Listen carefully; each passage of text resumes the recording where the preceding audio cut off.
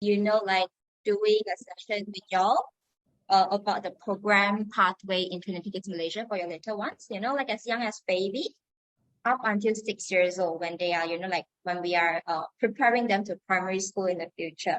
So without further ado, I will just, like start now because it's going to be a long session. Not long, it will be 30 minutes, but a lot of things to be covered. Okay. So yeah.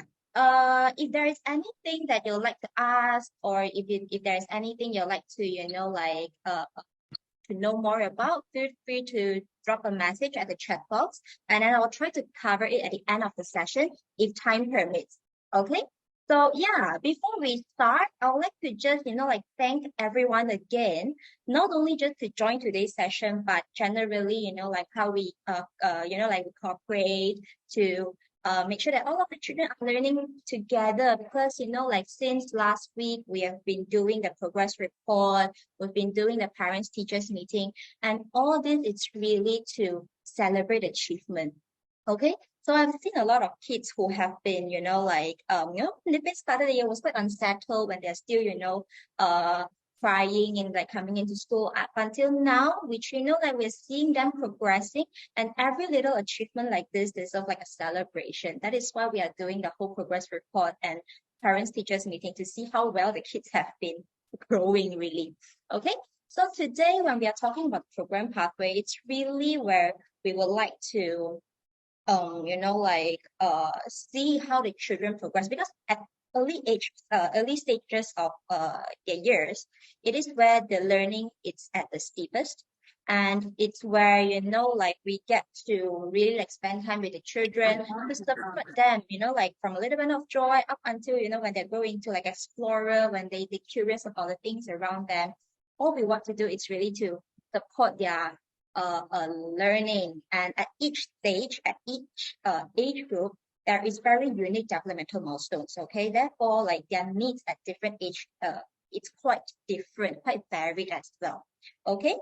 So a lot of times when we are like welcoming, parents, or when we have new parents, new families joining us, we often ask like, oh, why do you think now is a good time to start school? Like, why do you think it is like, why do you want to, like start looking for a school for your little ones? And of course, learning, like academic learning, such as like their language, numeracy, mathematics, all these are valid points. But a lot of times we are also like hearing some other things, such as, like where we want the children to learn about like different qualities and values, such as, like compassion, perseverance, resilience, or even creativity. And all this can actually be fostered through interaction, not only with, like adults, like parents or teachers, but also interaction with peers, or, in school with Koko Tete as well, or even the children younger than them. So interactions like this, it's where help children a lot in terms of supporting their soft skill set, that promote their learning of soft skills. Okay. And school actually, I'd say, provide a very safe space for children to experiment all this with teachers' guidance. Yeah, so I would say that is one big part of why the children, like are coming to school. And not only that, but like over the years, we've got to see many children with different strengths, different learning capabilities. And in school, what we really want to do is to stretch their capabilities, okay, by promoting, adapting a flexible way of teaching, and to support each of the children's like learning based on their unique milestone at each age group, the generic milestone, and also their individuality. Okay, so in all, like this is what the school like or us the educators are trying to do. Okay, so I'll say just like the orchestra, we've seen like we are seeing each of the children as an individual musician playing different instruments. And when they're coming to school, it's really how we play, we conduct a beautiful piece of music together. And in Trinity Kids, what we really want to do, our beautiful piece of music, is to nurture multilingual creative learners. Okay, so yeah, like for today, we will be seeing like different milestones, or like how in school the kids are supported in terms of their learning, their growth, and their overall development, not only just like in terms of the academic part, but as a whole child, as a holistic view of development. Okay, so basically we will be covering like two big topics today, which is the pathway. And then at the end of the session, we'll talk a little bit about SanYu Chinese School, okay, the Chinese Chinese language learning aspect in school as well. Okay, so for the program pathway, generally children are in two groups. In Trinity Kids, we have the preschool group and the preschool group. And the preschool kids are basically the younger ones, infant care for the babies, okay? And then we have the toddler group when they are in, let's say 15 months up until 30 months old. And then we have children who are in nursery one, the 3 years old.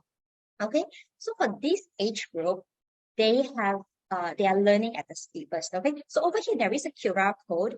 I won't be touching every single milestone because that will take forever. I can take forever to talk about that. So I'm not going to touch everything about like the milestone and all. But if you're interested to, do a checklist with your kid, feel free to scan the QR code here. And yeah, you can do it at your convenience, okay? But overall, if we are seeing as a big picture, this is where, if we really think about it, it's where the kids got the chance to set their foundation. This is the very, the ground of the whole foundation, the ground of the whole early years experiences or early years learning. Okay, so yeah, again, like how we will be supporting the children is really through like nurturing environment. We want to show love, we want to show care for them, at the same time giving them a lot of stimulating activities. So in all, this is what it's really, like for the younger kids, what they need. Okay, so yeah, they are very curious. They are babies. Babies are born, like ready to learn. This is the year that a lot of magical things happen, a lot of firsts that we are celebrating.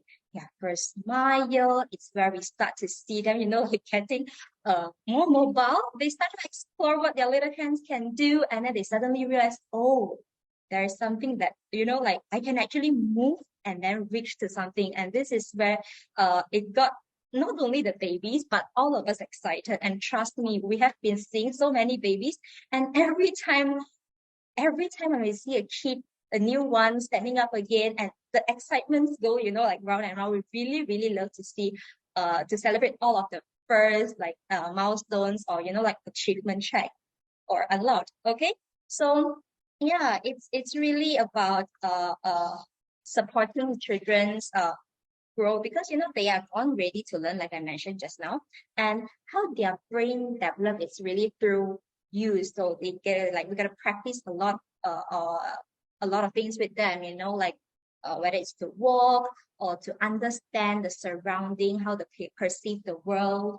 Okay, so it's where enriching activities, it's supporting that. Okay, and of course for them, they're not really like expressing their needs just yet, but they understand, they understand care, they know that people care for them. That's why you will see the babies actually, like they will recognize their caregivers, they know who to go with, and then they know who are the strangers to them. Yeah, so this is how like in school, why we want to have like a group of teachers who are caring, who understand babies' needs, to really cater into their, let's say, their routine or their daily activities in school. Okay, so a lot of things that is going through, they're going on, the activities are going on. It's really to stimulate their senses, because that is how the babies get to connect to the world. How they perceive the world is through like what they see, what they hear, what they smell, sometimes what they taste. Okay, what they especially. Okay, and like we mentioned, body awareness, like they will realize what they can do with their little hands, little feet, and start exploring, reaching to things. And that is how they got motivated to, like crawl one step ahead, for example. Okay, the music and movement or any like flashcard activities for cognitive and language or storytelling, it's very crucial to develop the foundation of language. It's where they listen a lot, they understand better. That is why you will see, like we love a lot of like storytelling sessions with them. We sit down together, or music and movement when we move, like when they dance along with music, things like that. that is how when there is a lot of exposure to new sounds, images, it helps them make broader connection to the world, to the surrounding. Okay, so for the babies, eventually when they are physical or mentally more ready, when they show signs of readiness, there is where we will start the transition to the toddler program, okay, which is what is we are seeing now. So generally, toddler program is for 18 to 30 months in our school, but early transition to toddler is possible if your child is able to work independently, for example, or when they show signs of readiness. Okay, so if there is any baby care, your babies who are in the infant care program, if you feel like, oh, you might want to know more about this, feel free to talk to the baby class teachers or the branch managers, which would be very, very happy to support you through this.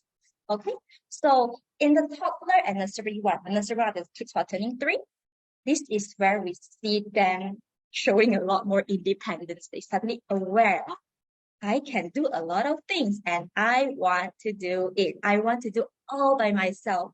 Just like the other day, there was like a toddler eating, very messy. Okay, lunchtime is always very messy at school. We don't expect a kid to sit down nicely to eat. So I was like asking, like, do you need help? Like, do you want teacher to feed you? She didn't say anything, obviously, because like still a toddler, they don't have the words to really express it. She didn't say anything, but what she did was hold her bowl really tight, and the other hand was like holding the spoon like this, staring at me. And I can understand from her eyes, like, don't touch my bowl. Okay, this is where they get a lot of like control. They think they know that they can do it and they want to do it. It's actually like initiatives like this that is exciting because this is their intrinsic motivation to um make them curious and make them want to do what the want to energy is what we are sensing a lot at this age. Okay, and again, like this is where they are still learning their language. They are not like 100%, like speaking it. There might be a word or two to express themselves, but they are not really saying the whole thing. But does that mean that they don't understand? No, they are actually like they know a lot of things. They understand the surroundings, and then they are very sensitive. They know their emotions, but they are lacking the words to express it. That is why sometimes we see temper tantrums, or like this is where the children will the children of this age group, they have like what we call like the behavioral issues, because they don't know how to express themselves yet. So what we can do to really like support this group is really to give them a lot of like words to teach them how to express themselves. Okay, and this age group is really, we will be focusing on their dominant or the home language first. Let's say if you're speaking Mandarin at home, so we continue speaking like Mandarin or English, for example, then we'll be speaking in English. It's really for them to listen a lot of like words that they are comfortable with to express themselves. Okay, so when they are like listening enough, that's where they start to save a lot of vocabs into their word bank, and eventually when they feel like they're ready, they will have the words to say so. Okay, so like sometimes like we do have parents asking like, oh, but he's playing so quietly over there, do I interrupt him? Like if the children are playing there like quietly, what should we do? Like, do we talk to them? Will that disrupt their play? I'll say this is actually a very good chance for us to, we don't need to play with them if we don't feel like like play, we don't want to interrupt the play, but what we can do is really just to sit down next to them, just tell them, oh, there's somebody with you, and to narrate what they are doing in full sentences, for example, in any language that you're comfortable with. Let's say if they are stacking up the blocks, while you're stacking up the blocks, how blocks are you stacking? 1, 2, 3, 4, 5. And then when they are pushing together, oh, you use your hands to push, and when you push, the blocks topple. So this is how you give them a lot of like input, language input, where they continue to listen and absorb the words or the vocab that they're using.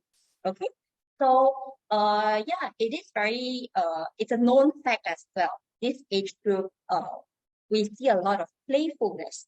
is that something that we need to be very worried about? It is actually not, but it is a natural characteristic that we can make use of it, because when the kids are playing, obviously they are interested in that certain play. And then when we are making use of integrating like play into their learning experiences, what is actually happening is they are interested in, therefore they can pay attention.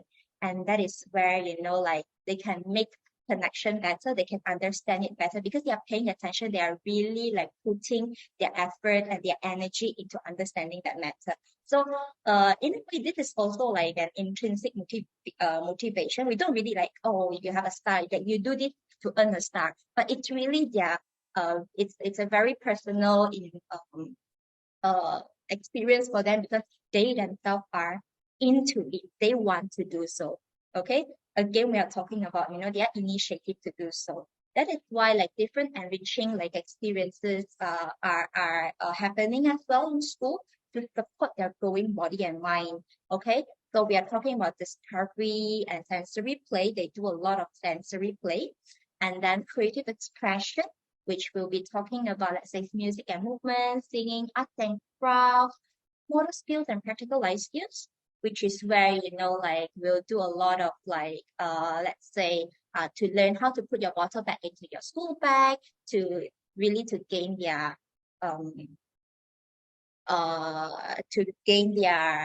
what is it called, the independence. We want them to learn about responsibilities.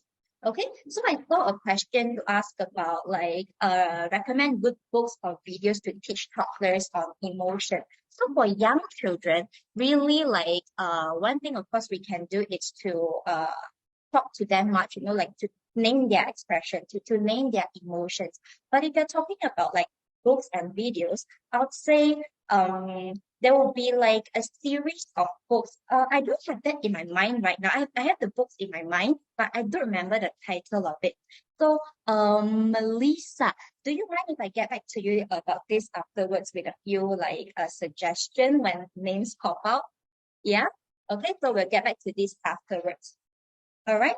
So yeah, this is what we talk about the toddler and nursery one, which we want them to engage in a lot of like hands-on practices. We want them to do a lot of like immediate interaction with the learning topics, for example. Okay. So the next group is where we will be talking about the preschool stage, which we see a lot more maturity in them already. Okay, so when they're in nursery 2, K1 and K2, it's where you'll see their language has developed.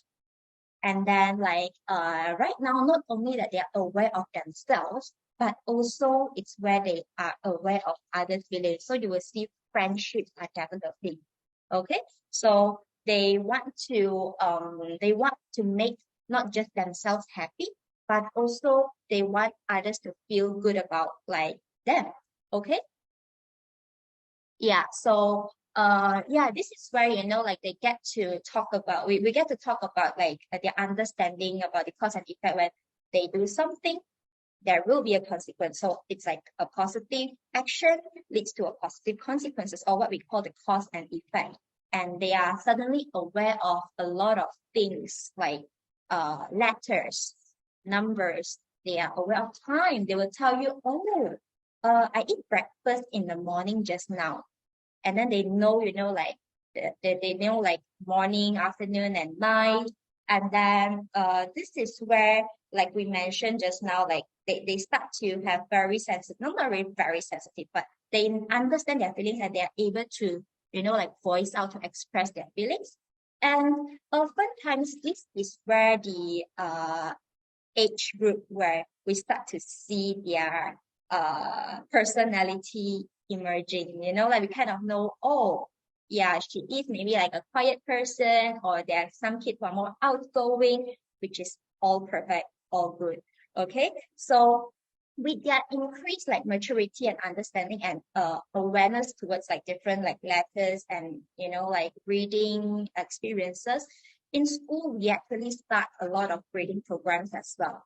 Okay, so For the preschool parents, if you want to have a look at the reading list that we use in school, you can scan the QR code over here, which will lead you to the list of books that we use for each age group. Okay, so these books can be easily found like from online or popular bookstore. Okay, which you can continue practice reading, because these are the books that we read in school. Okay, so yeah, I'm just going to go to the next page. If you need a QR code, I will be coming back later again. All right.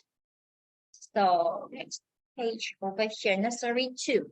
Okay. So this is the transition year to preschool. If we really think about it, like the children's learning, it's not like, walking up the stairs, like where we go one step to another, like very vividly. It really don't work this way, but instead it's a very smooth, it's going to be something that's like happening gradually. Okay, so this age group, it's where they are gaining a lot of maturity, like we said, but of course we can't be letting go all of the play as well. Okay, so this is the foundation year of the pre-primary, which we like to call it a bridging program from play to preschool. And then with a lot of like blending with guided play that has a goal for their functional academic foundations. For example, fine motor skills activities will still be going on to train their finger dexterity, and this will actually, lead to a success in the future. Like their like pencil holding their pencil grip. Okay. Or for example, this is the year where we will start incorporating Singapore math in mathematics teaching. And Singapore math is really like about like gradually supporting the children in terms of their mathematical learning through the CPA method: concrete, pictorial, then abstract. So this is the year that concrete materials, tangible materials will be presented to teach them the concept. So when they are learning counting, for example, instead of just counting using their fingers or in their head, there will be toys incorporated. Okay, so through hands-on and like guided play like this, that's how we want to reach the academic goals. Okay, so in this is the year where we will start seeing a lot of focus shifting towards phonics and numeracy competency already, because let's say phonics, it will be the very foundation of the language learning. Okay, and numeracy, it's really like it's very important skills, like we can't deny that.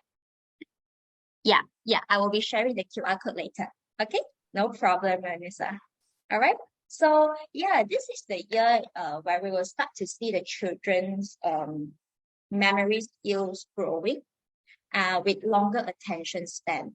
And then through repetition, the children will actually absorb things way better.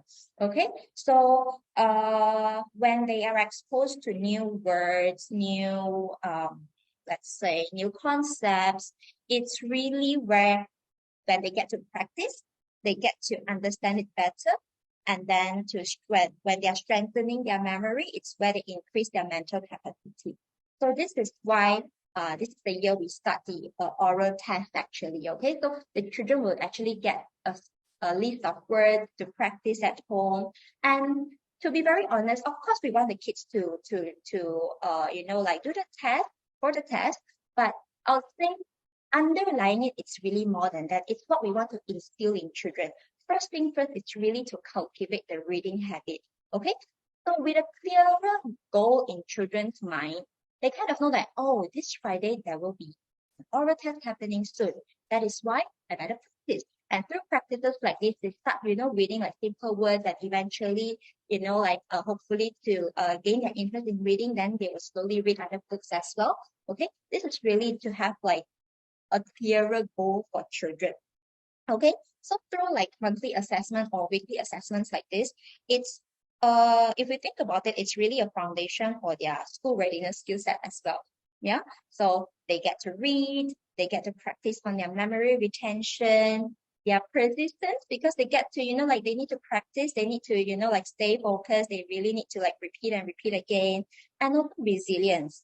Like, even though it's challenging sometimes, but through practices, they know that they will need to find a way, or there is a way to cope with different challenges. So this is why this is the year where the oral test or the assessments are introduced. Okay, and because of their growing interest in different things, a lot of families will actually start trying different like a hobby or interest for these children. That is why in school there'll be a lot more like enrichment classes or enrichment programs that are available for this age group and onwards. Okay, so if you have any like if you like to know anything about any enrichment classes, please feel free to approach to the teachers, to the branch managers. They'll be very happy to just like go through with you what kind of like programs we have, and then to let you know if there's any availability or to arrange a trial class even. Okay, so yeah, this is nursery 2, and we will be actually talking about the pre-primary now. Okay, so do we have a lot of parents from the N2 group at the moment? Pictures, so let's see, N2 group. Okay, yeah, I don't really see a lot of like age groups there, but it's okay for parents who have like a child, like if your child is in nursery 2 this year and moving up to K1 next year, we might want to like pay extra attention. Okay, so yeah, the pre-primary K1 and K2 program, why am I saying so? It's because like we do offer different options in the pre-primary age group programs, which you'll need to decide by the end of this year so that we know what kind of program your child will be enrolled in. And yeah, but I will just like briefly talk about like the whole idea. Okay, so for pre-primary K1 and K2, I would say this is a dual preparatory program. Okay, prepare them to where? Primary schools. Okay, and tomorrow Miss Daisy will be having like a session to talk about like different options of primary school in Malaysia, and like how do you select the best fit primary school. But we are talking about preparation today, and I'll say generally like for the families in our school, we will be talking about 2 options, which is the international pathway or the national pathway. Okay, so yeah, our pre-primary program, it is actually suitable for both. Okay, whether you're going for the national or international syllabus. Okay, because we focuses on trilingualism, Singapore Math and Oxford Science, which is essential for both kind of schooling system as well. Okay, so why do we say that the children are going to be ready for these 2 programs? It's really because our, let's say, the Chinese program and CLASA program, it is based on the national syllabus, which we call the KSSR. Okay, and then Singapore, our mathematics, English, and Oxford Science is based on international syllabi. So no matter which school your child is in, it will actually be beneficial. Okay, and in fact, like we do have a good track record of like primary school acceptance as well.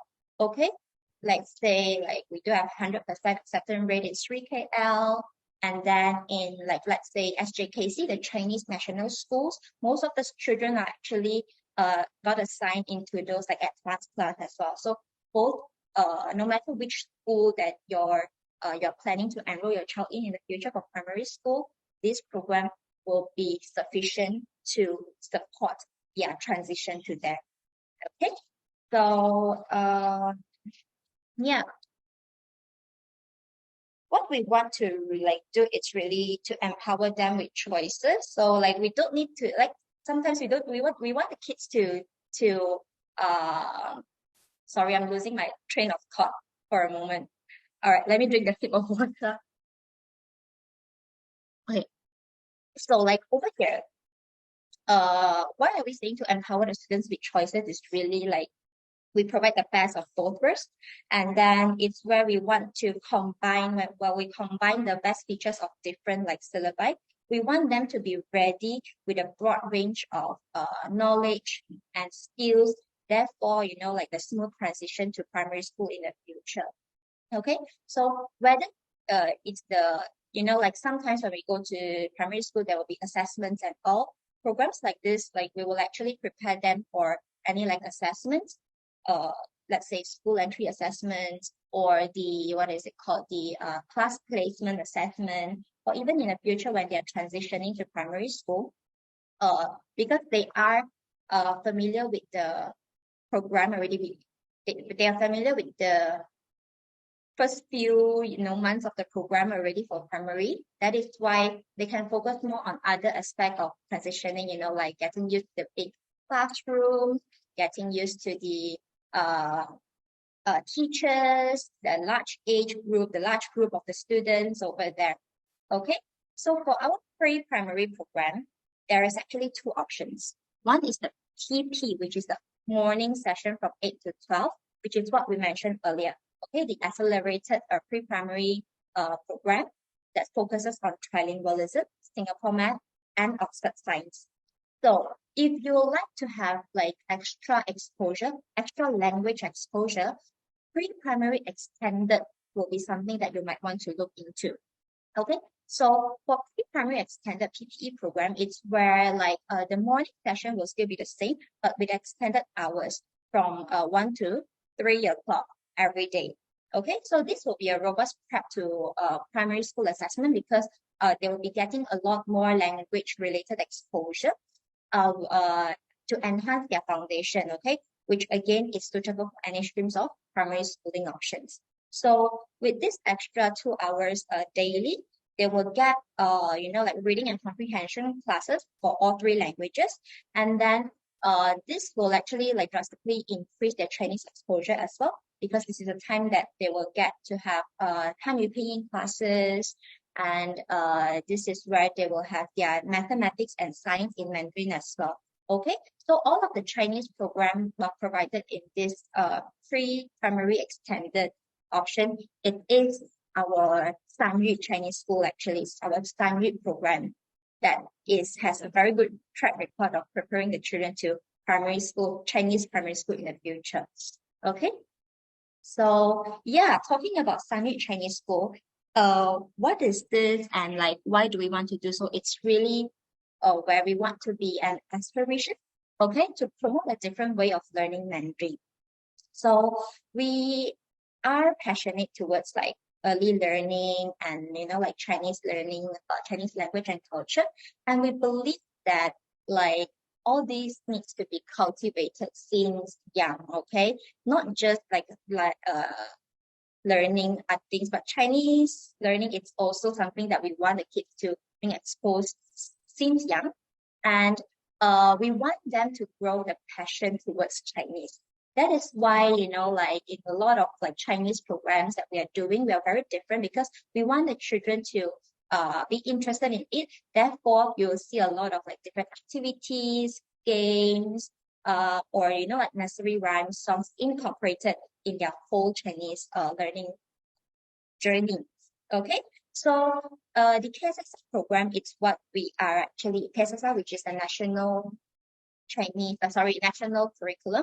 It's incorporated, but with a twist of flexibility in teaching. Okay, so it's the creative way of teaching that makes it very, very different.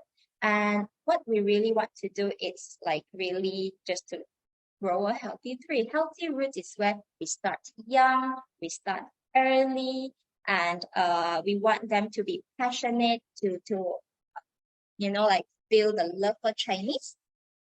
And then for the structure is where they will be, you know, like we will be understanding what is the pathway of learning Chinese. So besides going to Chinese primary school, is there any other way to keep up the track? Which is yes, okay. Like some parents will choose to continue their primary school learning in international school, for example. You can still continue your Chinese learning, and then with additional support, and of course, you know, like for assessment and all, we'll be looking at the YCT HSK exams. Okay, that is actually really a standardized test for Chinese proficiency. It's just like IELTS but for Chinese. And then when we are talking about like rewarding fruits, it's really where we create an environment, a motivated environment for the children where they get to apply what they have learned, where they get to see, like understand that I'm not learning this for, let's say, for school or for exam, but they can actually apply this in real life when they get to speak this certain language to certain people. This is where they will feel very motivated. Okay, therefore they get rewarding fruits. And then, yeah, this is really like what the SanYu Chinese School is about, and how we incorporate it is really besides the afternoon additional classes, but it's really like what we practice in the morning sessions as well for the young kids, which is where, like we get to not just formally teaching them Mandarin during Chinese classes, but it's also like when we are giving instructions, when we're having casual conversation, it's going to be very natural for the Chinese teachers to speak Chinese to the kids so that they know it's not just happening in classes, but like outside of the classroom, outside of school, there will be other chances to use this language as well. Okay, so in all like this SanYu Chinese School, it's really beyond like just speaking Mandarin, but also to plant the love for Chinese since young, and to inspire them that to understand that like learning Chinese, it's really like a lifelong thing. It's not something for us to just ace in exams. Okay, but of course, this will provide a strong foundation, a solid foundation for children who will be, like eventually going into Chinese primary schools in Malaysia. Okay, so yeah, this SanYu Chinese program offers practical relevance to the primary curriculum, but also track progress internationally. So let's say for children who are going to the international pathway, or for any parents who would like to know like how well your if your child is in terms of their Chinese proficiency, the China HSK YCK exam will be what we will look into. Okay, so in all, I would say like this SanYu Chinese program, it's part of the PPE program that we mentioned earlier, which the children will get to practice their writing, Hanyu Pinyin, reading and comprehension, and mathematics and science. So this is for the K1 and K2. If you'd like to have increased Chinese exposure, this is what we can opt. Okay, and then for younger children, we'll have the Panda Chinese, okay, which is the play-based Chinese language early exposure for the toddlers, nursery 1 and nursery 2. So all these will actually be conducted through very hands-on lesson. They will do a lot of sensory play. They will do a lot of like different fun activities. But instructions given, teachers will be given instructions in Chinese, and therefore they get to listen more, and, like to have more exposure to this Chinese language. Okay, all right. So yeah, this is basically like everything today.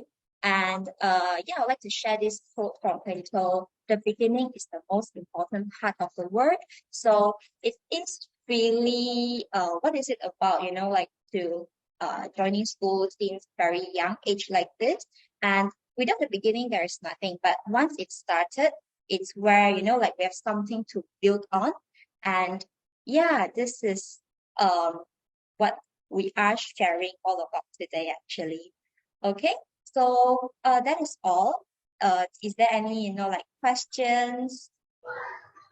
Is Panda level part of the toddler nursery class? Oh, sorry for didn't make this like yeah. So Panda level, SanYu Panda level is actually the enrichment classes that is happening in the afternoon. Okay, so it is not really the program that is doing like in the morning we have Chinese program which is thematic based as well, but extra classes like this, like Panda one, it's happening in the afternoon actually.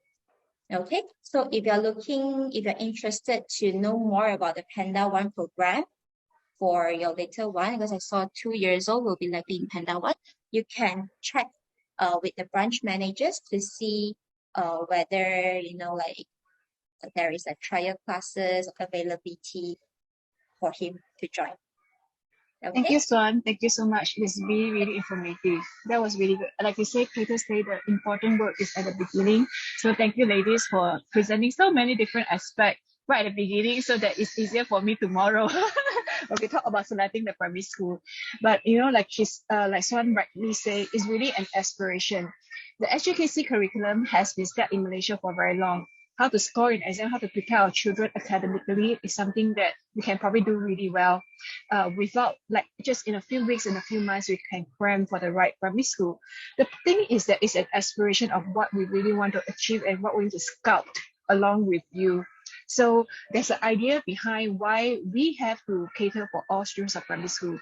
You may think that you have your mindset on a certain type of primary school, but let me tell you, 3 years later, you'll be coming to have a conversation with me again regarding choosing a secondary school because it comes by really, really fast when you are in a public school system. And the secondary for international is really starting a lot earlier than you think.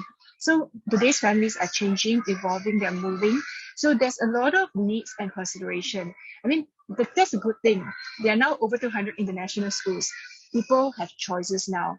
And likewise, in the past, you may think that there's only one way to learn Mandarin, or learning Mandarin means giving out certain things. But we're trying to tell you that while we empower your child to have the best of both world kind of education, is that you continue to try to provide your child with that kind of environment. Because we're not just preparing our child for primary school, but we're preparing our child for the world. Because the most important work is done at the beginning. So do join us tomorrow for selecting the best fit primary school. We talk about preparing for primary school in more detail and also what happens in primary school and how to prepare yourself for that. Okay, so bring a brown bag and we'll see you tomorrow. Thank you very much, everybody. Thanks, Daisy. So, also this is the QR code if you would like to, like have the access to the milestone checklist and the reading list that we use in school for the preschool. Okay. Thank you. Thank you very much for joining us today.